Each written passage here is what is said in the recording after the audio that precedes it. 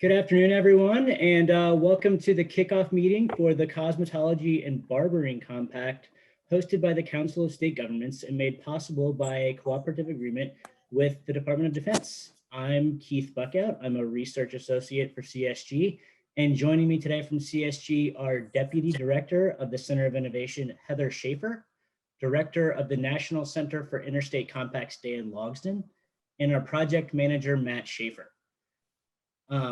Just a bit of housekeeping before we get started. Closed captioning is available.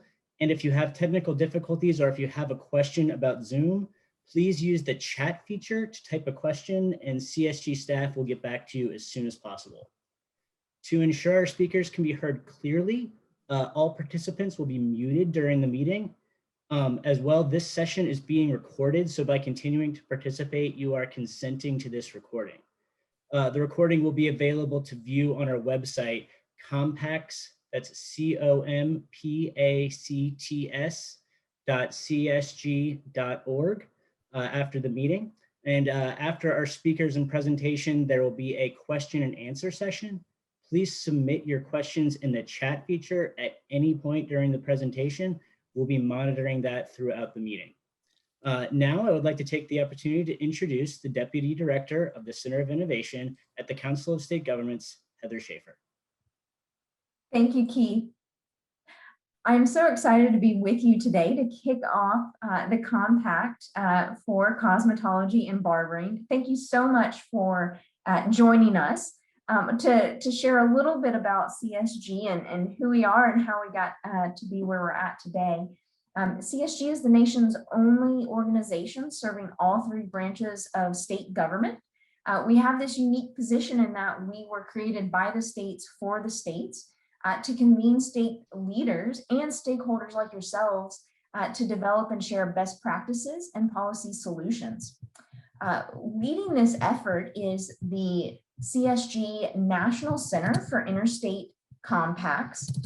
This is a policy program developed by CSG to aid with the development and enactment of interstate compacts for many decades now. The National Center for Interstate Compacts, often heard by its acronym NCIC, will be leading the work of developing an interstate compact for the cosmetology and barbering profession. Interstate occupational licensure compacts like this provide an often effective means for achieving borderless practice for licensed practitioners, including military spouses, by relieving the burdens of maintaining and pursuing multiple state licenses.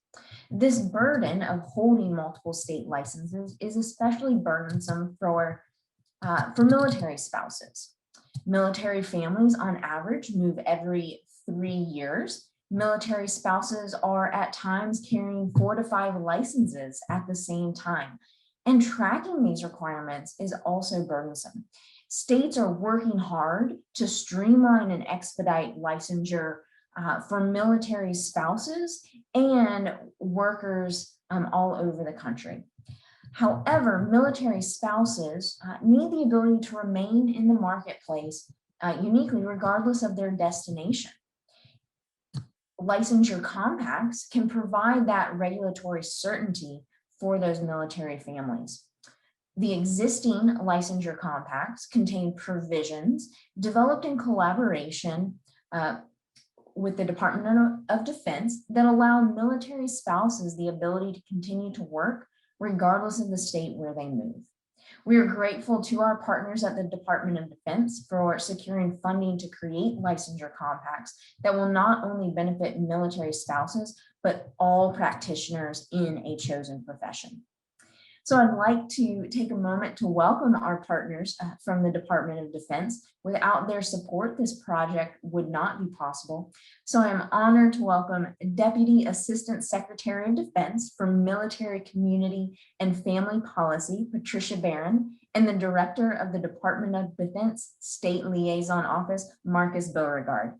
Thank you for joining us today and for DoD's support of this important work. Now I will turn it over to Deputy Assistant Secretary Barron. Thank you so much, Heather. Hello, everyone. I'm so happy to be here with you today. And I want to make my comments from two different perspectives, if I may. The first one is as a military spouse. Although my husband has been retired for 10 years, he served for 30, and I was there along for the entire 30-year ride, which was quite a ride, actually. And then the second will be as the Deputy Assistant Secretary of Defense for MC&FP. So let's first start with my experience as a military spouse. Let me tell you something. I've moved 18 times in 30 years. 4 of those were from house to house, and 14 of them were when we moved from state to state or overseas. That is a lot of moving. The first hardest thing in the world to do was to find a place to live. Most of the time, we found it on post. I'm Army, so we say post. The second hardest thing to do was finding schools for my children. The third absolute hardest thing to do was finding who was going to take care of my hair. I have really thick, curly, crazy hair. And I would fall in love with my cosmetologist. And I just, we worked so well together. And then it was time to move again. And it was so hard. So I really do appreciate all of the work that you're all about to do to make this process of getting relicensed much easier. The second thing I want to tell you is that by profession, I started out as a registered nurse. I graduated with a Bachelor of Science in Nursing. I have 7 licenses from 7 different states because every time I moved, I had to get the license of the state that I was living in, which meant continuing education credits, which meant fees for relicensing, which meant time as I waited to get the license. And that's difficult. And that's basically what happens to military spouses that have licensing and certifications requirements for their career. We have to start from scratch almost every single time we move. So having this opportunity to kind of be able to go from state to state, not just for military spouses, but for all, I think is fantastic, but especially for military spouses. So now I'm going to put on my DoD hat, if I may, and tell you that as the Deputy Assistant Secretary of Defense for Military Community and Family Policy, I am so grateful for the opportunity to work with all of you, with the Council on State Governments, with all of you that are going to create this compact. And the reason I say that is, a lot of us, as when we are growing up, we think about what we want to be when we grow up. And then many of us start the process of getting there. We work really hard. We go to the different schools we have to go to. And then something happens. You fall in love with someone that's wearing a uniform and you do not know what you're in for when you say, I do. And to have people that care about this process, about this challenge in military life, just means the world to all of us at the Department of Defense. It truly, truly does. We will go out of our way to protect and defend. That's what we do at DoD. But we'll also go out of our way to thank those that are partners with us that really understand some of the challenges that we have, and also in fixing or in creating opportunities within those challenges, are creating opportunities for other people too. So from the bottom of my heart, thank you so much. I was telling everyone that I was a little worried about how my hair looked today, but so I hope you all like it. I worked really hard on it. But anyway, thank you so much. And I know you're going to hear from Marcus, who's going to give you much more specifics, but I just wanted to say that we're all in and we can't wait to see where you go with this. Thank you.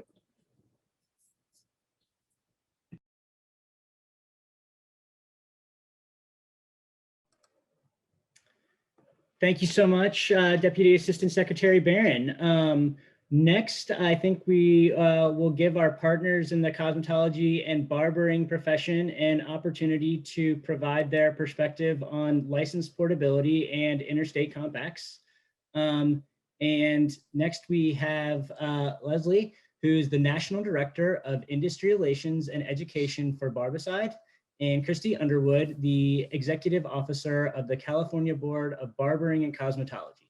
Leslie and Christy are leading a coalition of 15 cosmetology and barbering boards who jointly applied to this opportunity on behalf of the beauty industry.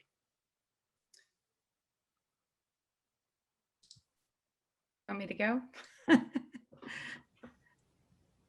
Yep. Okay, so this is Leslie. Most of you on this call probably know me. There may be a few people that are unfamiliar with me and probably are wondering why I'm actually working on this compact. And I have to be honest that the main thing that made me really interested in this is twofold. Number one is that I get questions all over the country all the time about sort of these barriers to licensure that include people moving from state to state. Even though there are a lot of bills out there that have been recently introduced and recently passed, they still involve a lot of steps for somebody. They're not as transparent as a compact, which leads to the second reason why I'm really excited about this. And Ms. Barron spoke to this exact thing. Most of you know I'm a licensed nurse. I live in the state of Kansas, and I have a multi-state license. So as a nurse who participates in the multi-state license, I have one license that I can use in 42 states, which means if I go to another state, it's less work for that state, but it's also a lot less work for me to be able to carry what I do into another state. So it's really important to me that as many states who want to participate in this get that opportunity, both to make it better for the military spouses, but also for everybody who chooses to move.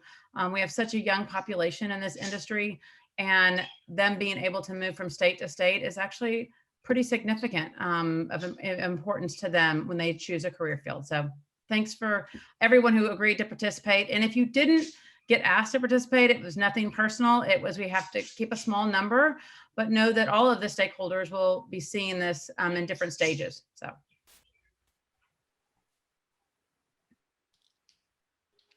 Thank you. This is Christy Underwood, and I am the Executive Officer of the California State Board of Barbering and Cosmetology. And I just want to welcome everyone. I know lots of you that are out there on the call, including those of you from my own state, although I'm technically in Florida right now, but my heart's in California. And so I just wanted to echo everything that's been said already. In California, we have a lot of bases.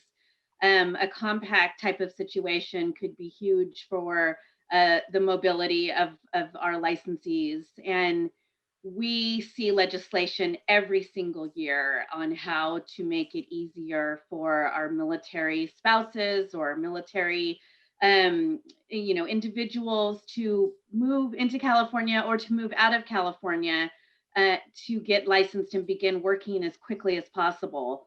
And I just think that this opportunity is so wonderful that in helping that alone, California has a huge number of people that come in and out all the time. So any increased portability that we could have with other states, we would welcome those discussions and look forward to getting into this compact and really seeing what we can do to help people get to work quicker, basically. So it's huge for California.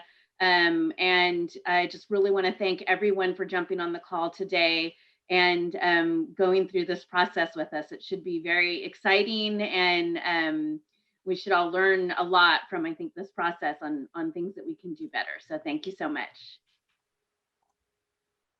Thank you, Leslie and Christy. I really appreciate that. And I actually skipped over Marc Beauregard, who is the Director of the Defense State Liaison Office with the Department of Defense. After Deputy Assistant Secretary Barron's comments, I went straight into Leslie and Christy's comments. I'm sorry about that, but now you can get a chance to hear from Mr. Beauregard, and I'm really sorry about that, everybody, but take it away, Marcus.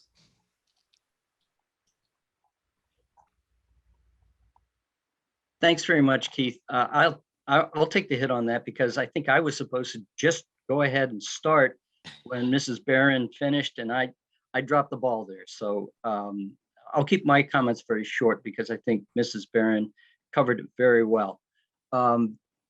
Basically, I've been working on licensure for military spouses since about 2012, and so I've had an opportunity to see lots of changes made by states.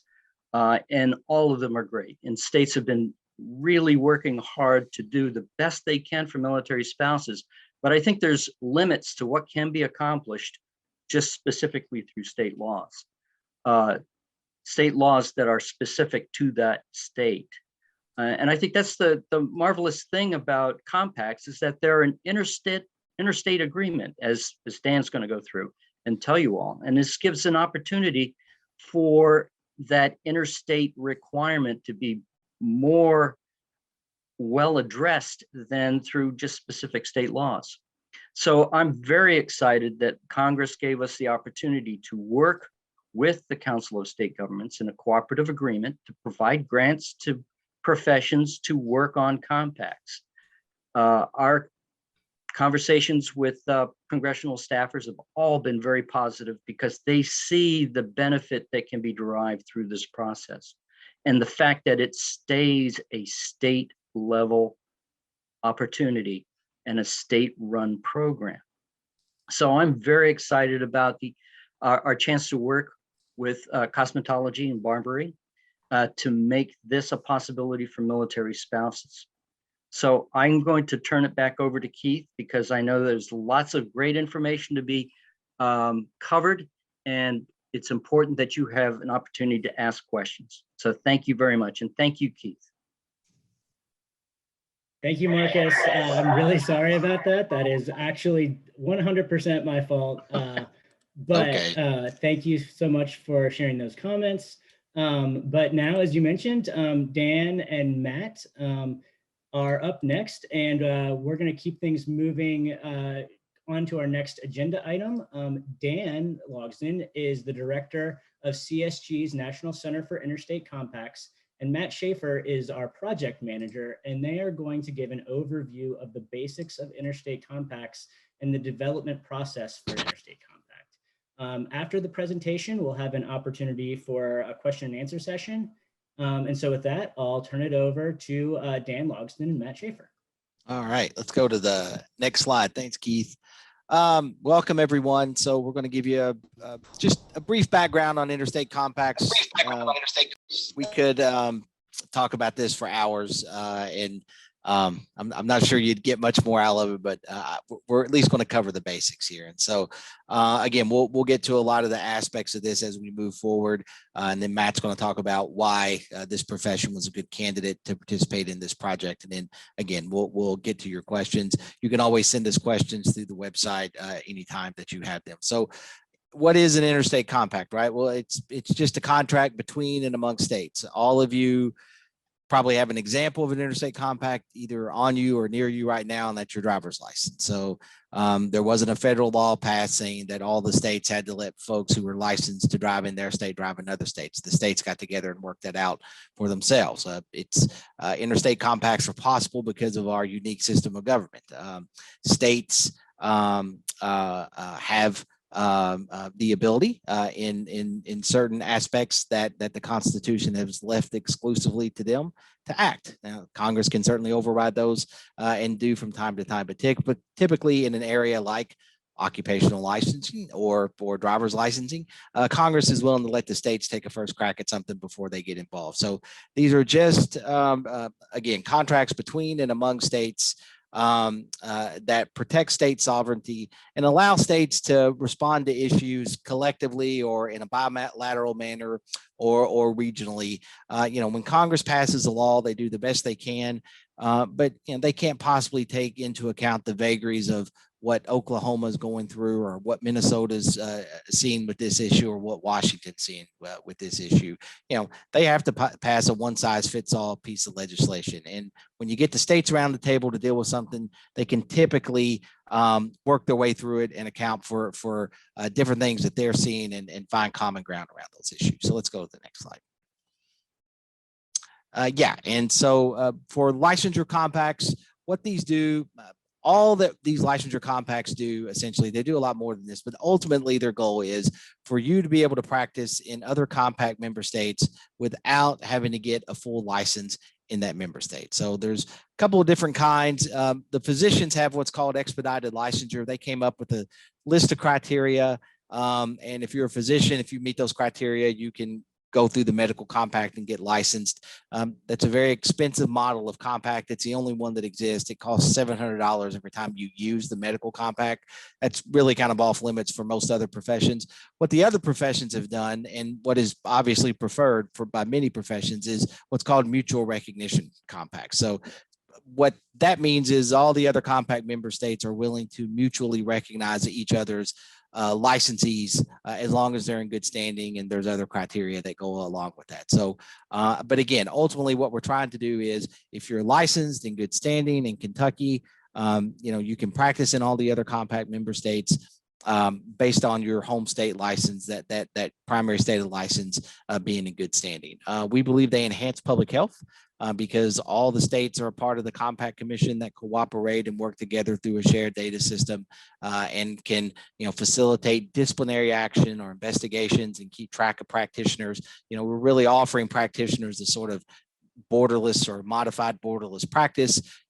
What comes along with that is, a greater sense of responsibility on the part of the regulators. So regulators have to be a part of this, and we appreciate their efforts on this front. And then again, the unique thing about these compacts is they preserve the ability of states to regulate the profession in their state. So, I don't know enough about the cosmetology profession yet to have an example, so I have to go back to the occupational therapy profession. Some states allow an occupational therapist to do this procedure called dry needling. Some don't. So if you're in a compact member state that doesn't allow it, even if your home state allows you to engage in that practice, you can't do it. You have to abide by the scope of practice. You have to abide by the Practice Act or the regulations around practice or the carrying out of the responsibilities of a profession while you're in that state. And that makes sense if you think about it, because again, you're going to get a multi-state license or a compact privilege instead of a license. So it acts the exact same way. You're seeing more and more states adopt these. There's been a lot of activity on this front. Since January of 2016, you've seen over 151 separate pieces of legislation enacted by the states. These slides aren't that old and they're already out of date. We're going to update them before our next meeting on Thursday, but Governor Hogan in Maryland just signed 2 new compact pieces of legislation for counseling and the speech pathologist and audiologist this morning. So there's 2 more pieces of legislation that have been passed. I think that brings Maryland up to 4 or 5 of these licensure compacts. So right now there's 9 professions that have licensure compacts, and then we've got more that are working on them. So next slide, please. All right, and so there it is. So the nursing compact, so that has 35 states. It's 34 states in a territory. Territories are also eligible to join. Physical therapy compact with 33, medical licensure. They actually have 30 states and 2 territories. EMS professionals, emergency medical services professional. The psychology interstate compacts with 21. And then again, audiology and speech language pathology now have 12. Occupational therapy, it just went out to the states this year, along with advanced practice nursing and counseling. Counseling now has 2, but you're seeing states look to these to enact these because again, they preserve state sovereignty, they preserve state control over the profession. They give professionals a pathway to where they don't have to go through the licensure process to practice in another state. And then with the compact data system and the Interstate Commission and the provisions in the compact around how states have to coordinate around investigations or disciplinary actions, we believe that they raise the bar as far as public protection. And that's the only point of licensing. As a friend of ours likes to say that runs the EMS compact, the only reason you give people a license is to be able to take it away from them. So if they don't act appropriately. So let's go to the next slide. And then here are the professions that are underdeveloped. So under development, so physician's assistants, that's being created with the Federation of State Medical Boards, and CSG is working with them on that. And then the other 5 here are funded through our cooperative agreement. So we're working on massage therapy, social work, cosmetology and barbering, teaching, and then dentistry and dental hygiene. So again, we'll have another round of RFPs and applications early next year to fund some more professions, but we're very happy with the selection that we made and appreciate having cosmetology and barbering under the tent, and look forward to working with them. It's been a learning experience thus far. Let's go on to the next slide. All right, and then again, this slide's a little bit out of date because of what happened today and then what happened late last week. But again, as you see, this is an idea that states are responding to. States are beginning to pass more and more of these mechanisms. They like them, again, because they preserve their sovereignty. They give them, states like to set their own priorities, and maybe, the professionals in that state and the board have decided they don't want a certain type of practice, or they want a certain type of practice conducted in a certain manner. And, that's their choice, and that's their prerogative to do that. So, that's what makes our federalist system so unique. And interstate compacts are a good way to navigate this. And these licensure compacts are certainly a good way to navigate that. Again, give some relief to professionals. I don't know if we mentioned this. I think Heather mentioned it. I think I saw something jump up in the chat. I'm seeing those messages. Congress was remarkably generous with the Department of Defense around this cooperative agreement. The message was that these compacts have to help military spouses, but if they help the profession at large, so be it. We want that to happen as well. So yes, it's open to anybody, not just military spouses, but obviously we have to have provisions around military spouses. All the licensure compacts do, so we should certainly be able to do that. Let's go on to the next slide. All right, and then the benefits, again, increased mobility. We live in a mobile society, and it's becoming more mobile. There's a large percentage of the American population that lives along borders, and so why not give them that increased mobility without having to get licensed in 2 or 3 separate states? Again, telepractice probably not as relevant to this profession and others, but that's especially in the wake of the pandemic, that is driving a lot of interest in these occupational licensure compacts. And then again, supporting relocating military families and members, that is something that's our cause, and we're taking it up with these compacts. But again, professionals in general with a certain profession can certainly benefit from these. And let's go to the next slide. Okay, and then why do boards like them? Boards like them for lots of reasons. One, again, is they get to keep setting their priorities in their state, and they get to learn from what other states are doing. The compact, they agree on a uniform set of licensure requirements. That takes a different form in all these compacts. Some compacts will list that out, feel like they have to list that out. Other compacts, like the physical therapy compact or the OT compact, just says, well, if you got a license in any state, all the other states will recognize them because they've spent decades getting those requirements synced up out in the states. And there's really not a whole lot of difference or a lot of meaningful difference between being a licensed occupational therapist and Oregon as there is in South Carolina, although both those states would say there's not. The shared data system, boards like this concept that, they're going to upload their licensure information into that cloud, into that data system. And that's going to be the basis for, tracking practitioners if there's disciplinary action. So again, sort of raising the bar on public safety. And then increase access to highly qualified professionals. If you're a practitioner and you're practicing in multiple states, you're probably doing something right. Not to say that you're not a successful practitioner if you don't, but what we see with these highly mobile professionals is that they do bring that highly qualified perspective to this. So, but also young practitioners. What you're seeing a lot of the professions that I work with, like counseling and speech pathology and occupational therapy, they're really using the fact that they're creating a compact or on their way to creating a compact as a means to draw people into profession, to say, yes, obviously you're going to have to be licensed in a state, but we're creating a mechanism whereby you can get access to other markets in an expedited manner. So again, we think this is a win-win for everyone. And let's go on to the next slide. All right, and then the benefits, more benefits for states here. We've mentioned that they strengthen state sovereignty, enhance cooperation. You're seeing a number of states pass these universal licensure laws, and that's great. They don't conflict with interstate compacts at all. They can peacefully coexist. But when a state does that, that allows people to come into that state in an expedited manner.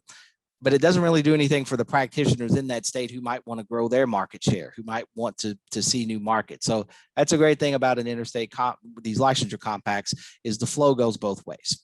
And then again, we've talked a lot about how we expand the public protection component, and that's important. I think again, if public safety isn't the reason that you're licensing someone, I'm not sure what that reason can be. And then let's go on to the next slide. Oh, okay.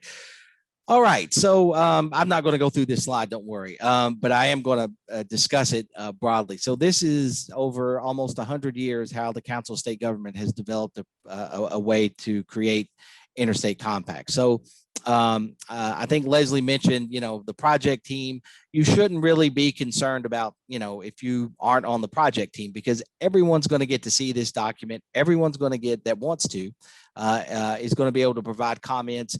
And the project team will see those comments. I mean, that's what the Council of State Government does. So, the technical assistance group for this project will get together.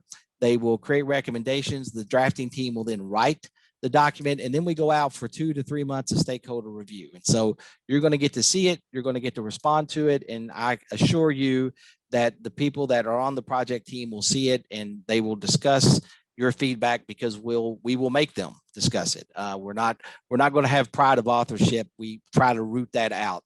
I understand that this is a tough process and you're proud of your work of creating this compact, but the reason we do stakeholder review is so we can inform the document with a lot of opinion. So it doesn't mean that your idea is going to gain ground, or it doesn't mean that your suggestion is going to get taken, but I promise you it will be considered. And then once we reach a consensus on a final document, we go out into the states, and that's phase 2. And then in phase 3, we stand up the document. So it's a long process. This DOD project will get us through some of the education portion of this. But again, it's built to last. You've seen these licensure compacts. The oldest one is the nursing compact. It's in its second generation or iteration, and it's been around for about 20 years. So, and we're getting to the point now where we've got enough of these things that exist and working. We can, we know what works and what doesn't and what's tried and true. So we've curtailed and streamlined the process. Still takes some time, but I think we can get this done in 12 to 14 months and get it on out to the state. So it's an exciting prospect, and look forward to working on it with this profession especially. And so are we going on to the next slide, please? All right, and here's where I'm going to turn it over to Matt Schaefer, who's our program manager. So again, thank you for attending today. I've answered some questions in the chat. I'll get back to that. But the takeaways I want to leave you with before I turn it over to Matt is that, I promise you'll be heard throughout this process. You'll be heard as much as you want to be heard. So, if you want to engage with us, please engage with us. It's a long process, but be patient. We'll get the information out to you.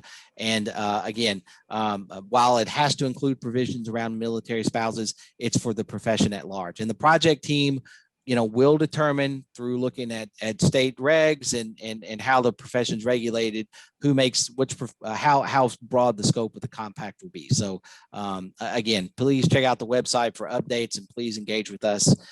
That's what we do, and we look forward to working with this profession on this document. And I'll turn it over to Matt. Great, thank you, Dan. I wanted to just focus my comments briefly on why we at the Council of State Governments felt like the cosmetology and barbering professions were a good fit for an interstate compact. So first, I just want to emphasize that this was a competitive application process that a coalition of 15 cosmetology and barbering boards came together and jointly applied to this opportunity. So there was a number of great professions that applied, but ultimately the application that this coalition put together made a really strong case for cosmetology and barbering being a good fit for an interstate compact. And so what are some of the key components of the application that made these two professions stand out amongst the rest? So the first is size. And in order to maximize the potential of an interstate compact, CSG and the Department of Defense really wanted to prioritize larger professions where there would be a significant percentage of military spouses who would benefit from the portability that a compact would provide. So you can see here in the application, it was cited that there's over 700,000 licensees that are cosmetologists and barbers. This number jumps to 1.3 million if you include nail techs and estheticians. So this is one of the largest professions in the entire country. And an interstate compact would surely have a huge impact on the profession. And it's an opportunity that CSG really couldn't say no to. The second key that I wanted to highlight here is buy-in from the regulatory community. You can see here the list of state boards who formed the coalition to apply to this opportunity. And we just want to say regarding this that it's crucial that there is buy-in from the regulatory community when developing an interstate compact. State boards are going to be the ones regularly interfacing with the compact data system on a daily basis in order to see who is practicing in their state and where their licensees are also practicing. So it's really important that the regulatory community buys in to this concept. And so we can see here through this coalition, there's already a really solid base of state boards who are bought into this concept. And then the last thing I wanted to mention is partnerships. The application displayed that really the profession as a whole is coming together around this idea of developing an interstate compact. We received commitment from large membership associations that you can see listed here, and national employers who have a stake in multi-state licensure issues. So we really wanted to, from the professions that applied to this opportunity, we wanted to see that it was a profession-wide initiative and not just one single organization or one single stakeholder that was driving it. And we really saw that in the application that the cosmetology and barbering professions are ready to take this step and move into this direction of developing interstate compact.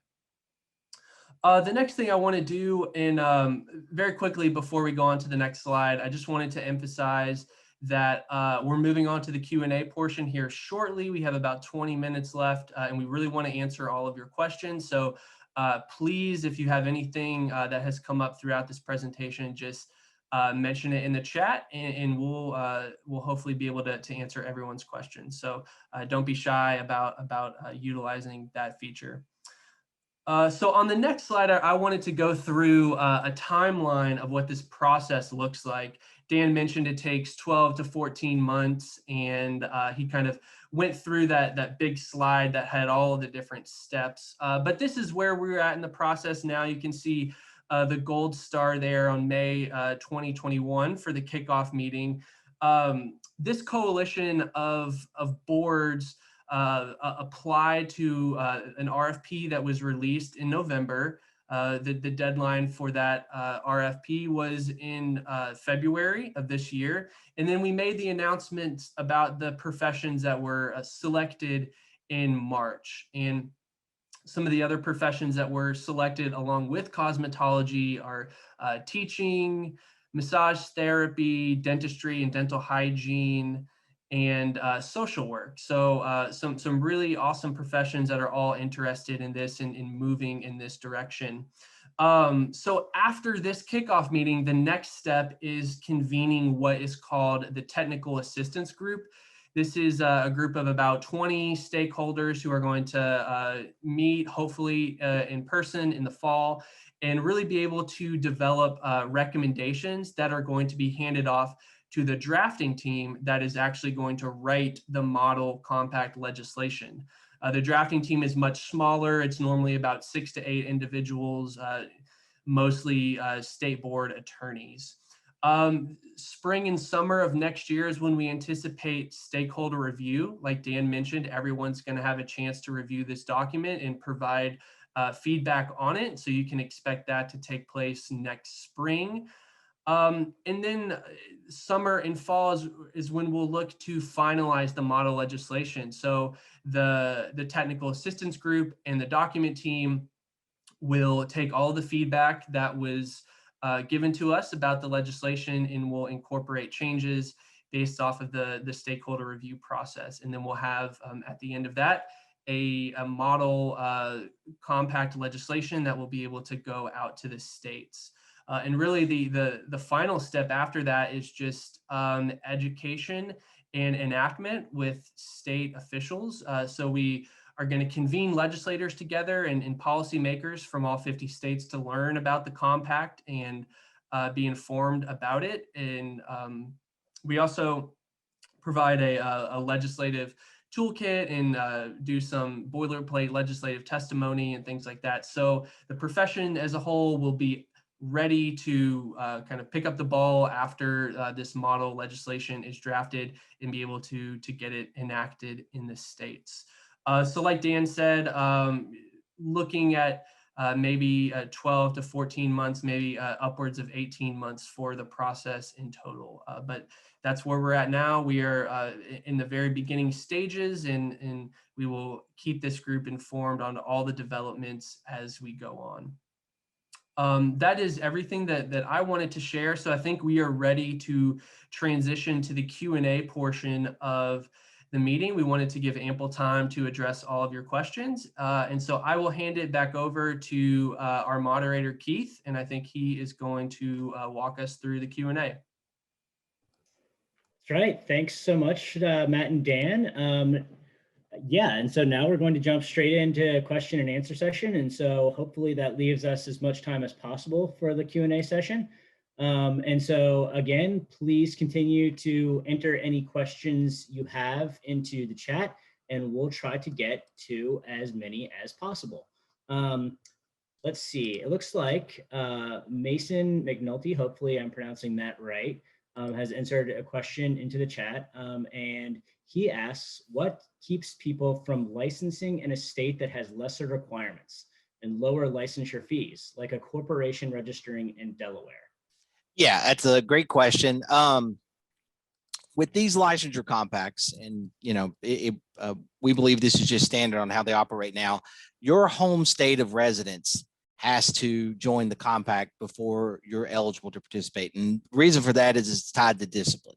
What we've heard from legislators over the years is that they don't want their state board to have to, go all over the country looking for someone. So we get this question all the time. It's like, well, my state isn't going to join. I'm going to go get licensed in a compact member state so I can get access to it. And the answer is, well, you can't do that unless you want to move there.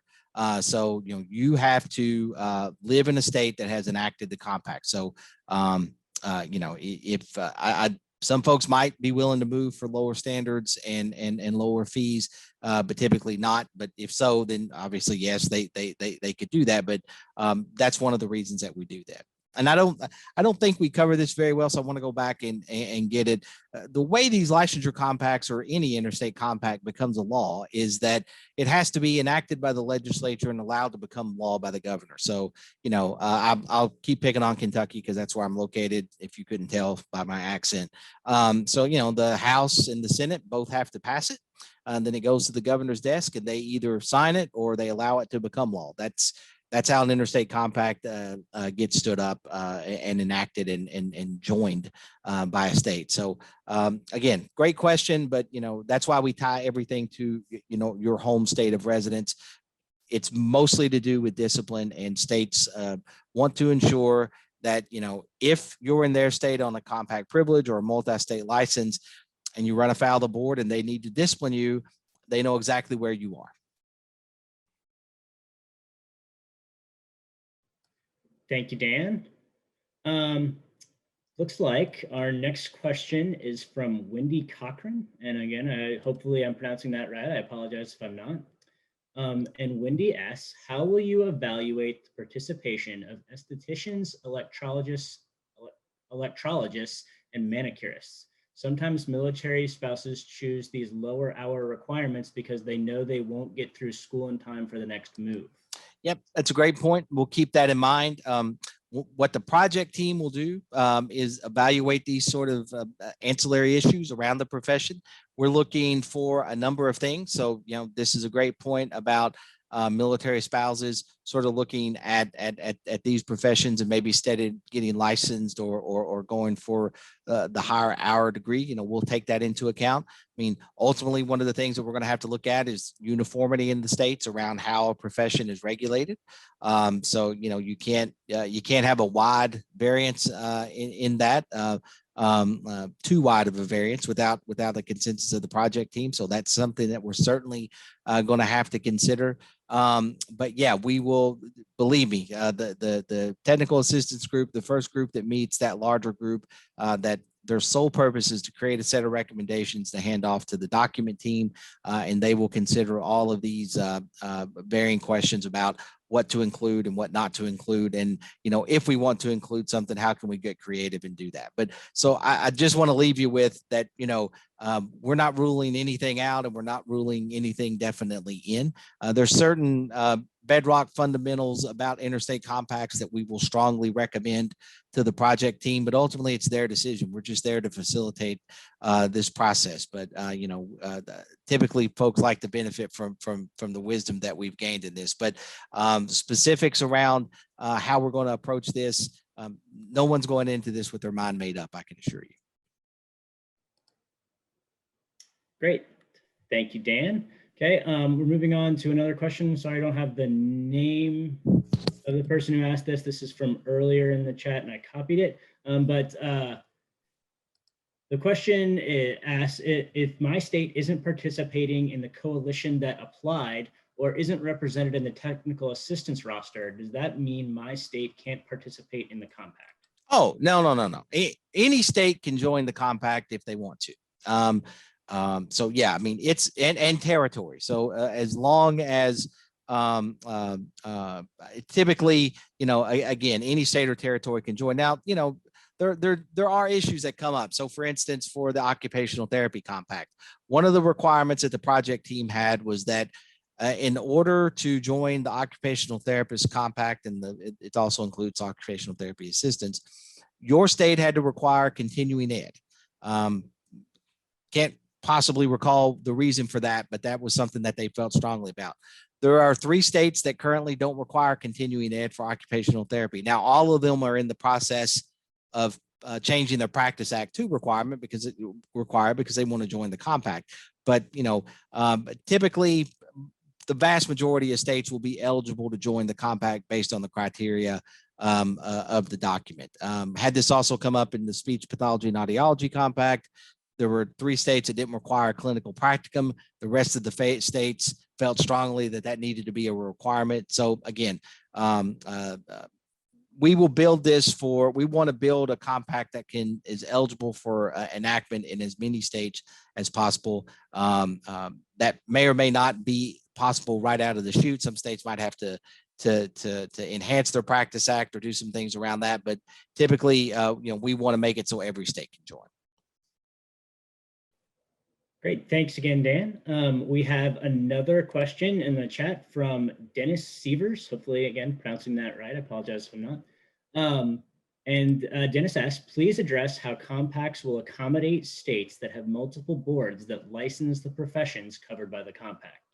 Yeah, this hasn't typically come up with other licensure compacts, so that is certainly going to be a challenge. But we're pretty good at expanding the English language. So I think we can make those accommodations around ensuring that, every affected professions board in a state will be eligible in some way to send a representative to the compact commission. You typically only want to have one compact commissioner per state, because that makes the overall interstate commission more manageable.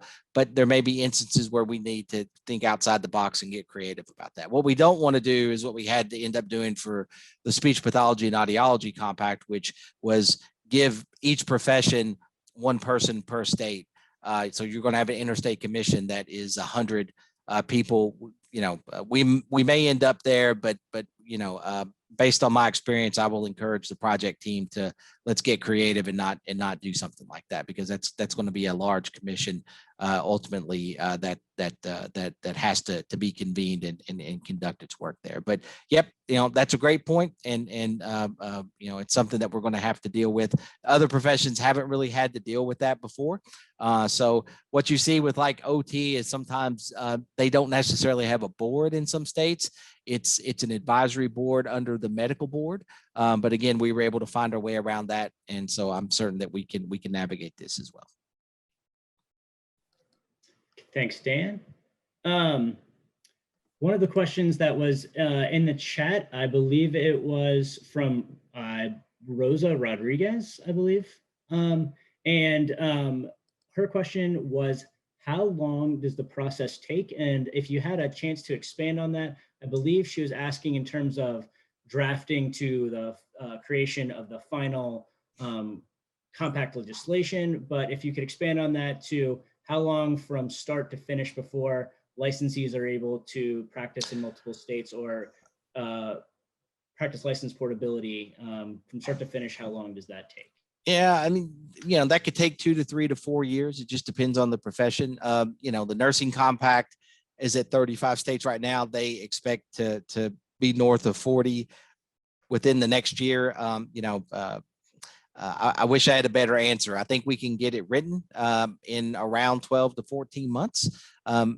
Maybe sooner. It may take us a little longer with that. We don't try to dictate the process. We let the process play out. But we're gonna do everything we can to speed up the process, but we're not going to skip any steps. So and then once you get out into the states, what you find is it usually takes a session or two to get to that trigger number. So part of what the project team will do is they will set the number at which the compact is officially begins operation. We're encouraging states to set that at 10. That's kind of becoming a best practice number. A fifth of the states, I think, sends the signal that this thing is politically viable. And you see states really start to join after that. So again, I think we can get it written and out to the states in 12 to 14 months, and we'll just keep going from there.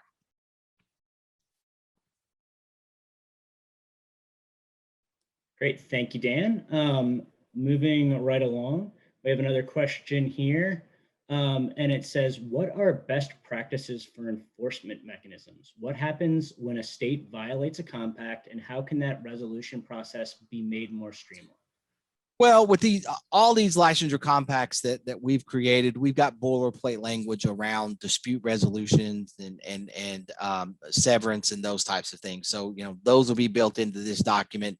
It's funny. The project team will spend, if you cut these documents in half, the project team will spend the vast majority of its time focused on what's in the front half, which is how states can participate and how practitioners can participate in the definitions and, how we're going to set up a structure for adverse actions and those types of things.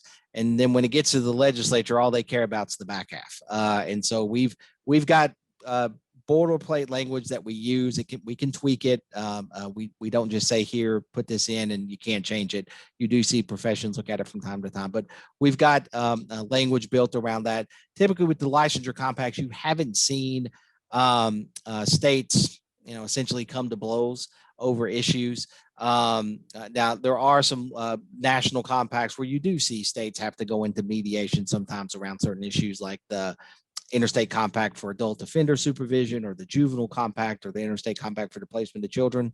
Those 50 state compacts that deal with issues like moving children among states as a result of foster care, or the insurance product regulation compacts, they can get into some pretty thorny issues from time to time that they're going to need to have mediated. But with these licensure compacts, you haven't seen that. Regardless, we'll use the exact same language and recommend the exact same language that those compacts that deal with this issue routinely into these compacts. Great, thanks, Dan. And so we have one other question here at the moment, and it asks, what types of activities are required to develop a compact that are not covered by the scope of this assistance? Oh, well, what comes next, right? So getting it enacted in the states. CSG doesn't lobby. we provide technical assistance to states and professions, but none of us go and walk the halls of a legislature and buttonhole people and say, please vote for this. We don't call a committee chair and say, you have to have a hearing on this bill. We don't do things like that. We provide technical assistance to the folks that work with us and to the state. So, we end with and hand off the document, but you've got two significant things that still remain. And we were convinced from the application that the folks around this profession provided that they would be able to do this. So one is get it enacted in the states, and two is stand it up after it's enacted. And we feel confident that the coalition that came together around this profession can do that, or we wouldn't have chosen them. Great, and I think we have time just for one more question. And I think the question that would make sense after we addressed what comes next and how states join compacts is, do all recently created compacts include provisions for a state to withdraw from a compact? All compacts contain provisions for how a state to withdraw. And the way a state withdraws is the way it joined. So you have to enact legislation, has to be enacted, passed by the legislature and allowed to become law by the governor, and that gets you out. Now, you will still have some responsibilities that you have to meet with regard to the compact. So if you're in the middle of some sort of dispute resolution, or you're in the middle of some sort of disciplinary action with another compact member state, you'll have to complete that. You just can't boom, the governor signed it, so we're out. Anything that you've started or any obligations if you've incurred, you have to meet those obligations. But there's typically a 6-month wind down. You can get out the same way you joined it, and those provisions are also in the language that we'll recommend.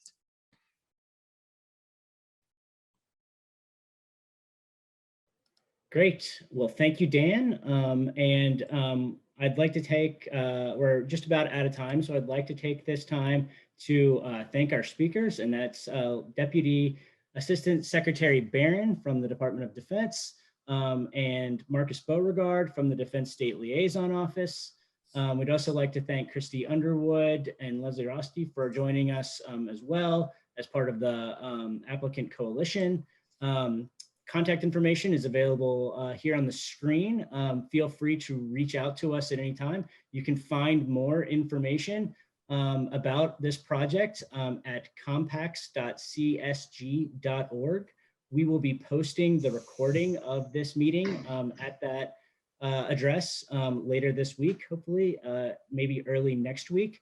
And if you have any questions or have additional questions that you hadn't thought of during this, we'd be happy to answer those and provide technical assistance. You can email us, Keith. Yes. Hey, I'm sorry. I just wanted to, before everybody gets off, if you'd like another presentation like this or something like this, or maybe scaled down for your group, we'll try to do that for you. So just contact us, and we're available to provide more information.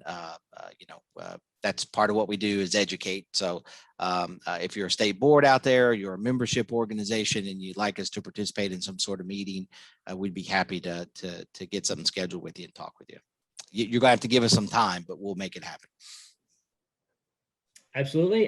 Which brings me to my closing point is, if you have any questions like that, or would like to request that assistance, feel free. The email addresses of it for Dan and Matt are available there, or you can email us at compacts, that's COMPACTS @csg.org. So compacts@csg.org. Thanks again to our panel and our speakers, and thanks to you for joining us and taking the time to learn more about this project. We hope you have a great rest of your afternoon.